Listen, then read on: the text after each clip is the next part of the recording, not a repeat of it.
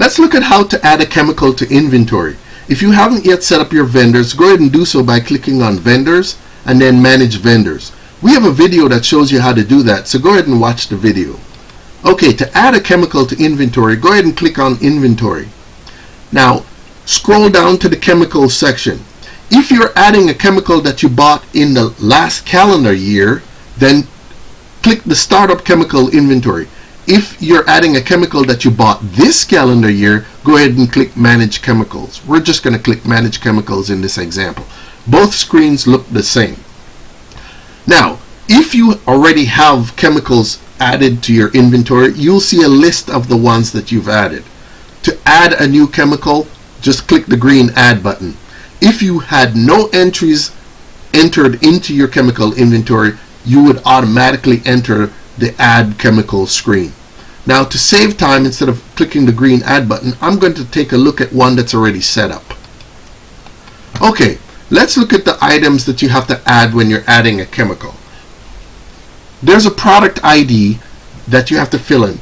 Every product that's sold has a product ID, and you can get that from the manufacturer. Go ahead and enter the product ID in that field, and next, the product name. The product name you can also get from the vendor that you buy the chemical from, so go ahead and enter the product name. Up at the top is a SKU.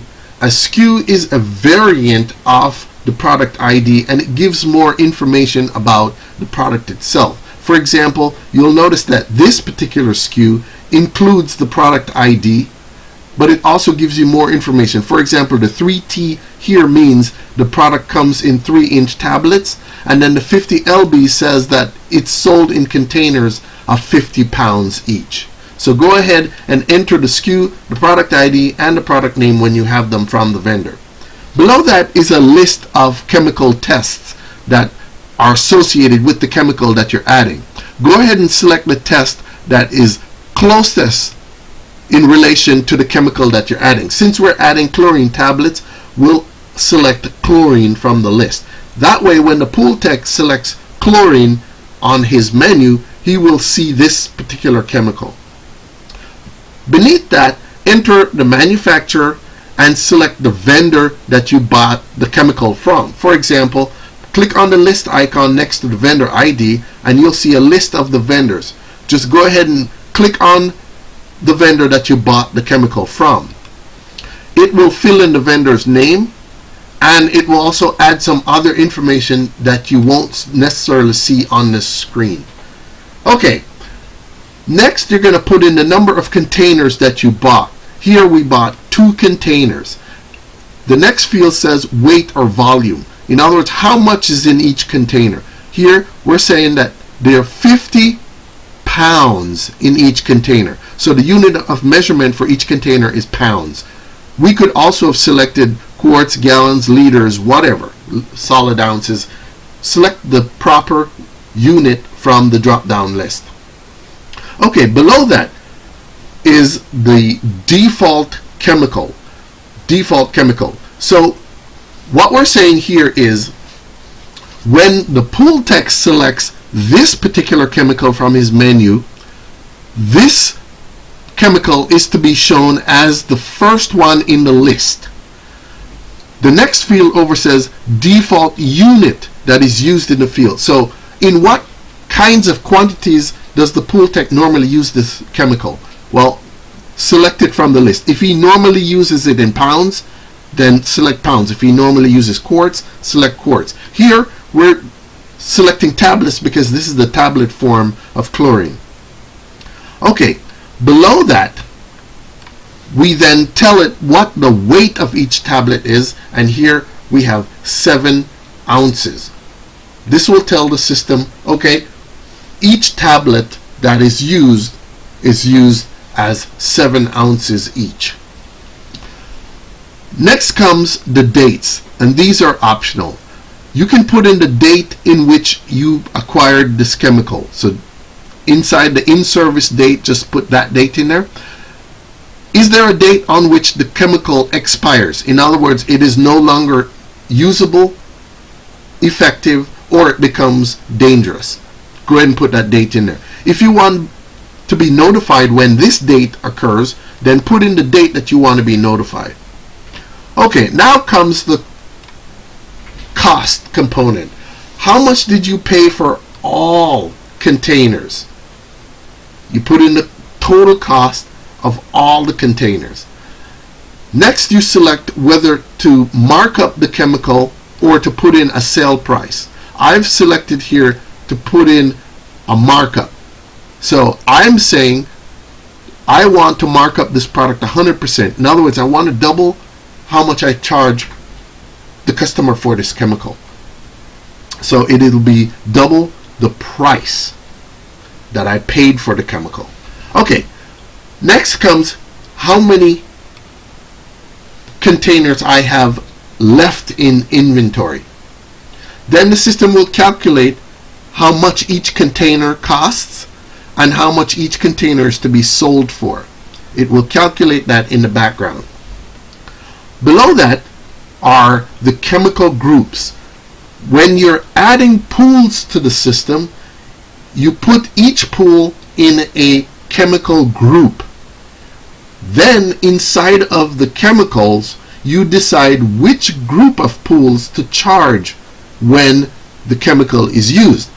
That way you can set up each chemical so that you can charge certain customers and not others. So just check the box for each group that you want to charge when this chemical is used. Here we're only charging customers that are in Chem Group 1. Okay, below that is the reorder. How many containers of this chemical do you want to keep in inventory at any one time? What we're saying here is that when we get down to one container in inventory, we need to reorder more chemical. How many do we want to order each time? We want to order one more. So in other words, we're going to keep at least 2 containers in inventory at all times. One for the level and one that we order. Okay, we can also keep inventory in multiple locations, either in a stock room or on each truck. It depends upon your choice. Which do you prefer? It's much easier to track inventory as if it's in one stock room. That way everybody pulls from that stock room. However, you cannot then know how much was assigned to a particular truck and how much should remain on that truck if you do that. So it's a little more involved to set up inventory and track inventory by truck, but you can do it. The system will do it automatically for you if you select on truck. At this point, if you select on truck, it will also give you the opportunity to specify which truck this chemical should be assigned to. Okay, if you put the chemical in a stock room, you can specify a cabinet, a shelf number, and a bin number. Those are not actually used by the system, they're just there for documentation purposes. Below that is the discount and markup capabilities. If you're ever going to give certain customers an additional discount on this chemical, if you want to allow that, you select yes. If not, you select no. If you are ever going to give a markup to certain customers, then you select yes in this field. If not, select no. Below is a description of the chemical, what it's used for, and so on and so on. This is again for documentation purposes. And the last field on the screen is the MSDS, the Material Safety Data Sheet web address. You can find the MSDS on the internet, select the address, and put the address in here. Now there is an MSDS button on the PoolTech menu, and they are able to press that MSDS button and look up the MSDS sheet that they need. So this is optional, but you should do it as a help to your PoolTechs. Okay, once you have all that filled in, then you click the submit button and it will add the chemical to inventory. Now, When you go back to the display, you'll notice that some entries are in green. These are the chemicals that you set up as the default chemicals. Remember, on the screen we were able to say when the pull text selects chlorine, this is the chemical we want to show at the top of his list. Those are the entries that are in green. But in any case, that's how you add a chemical to inventory.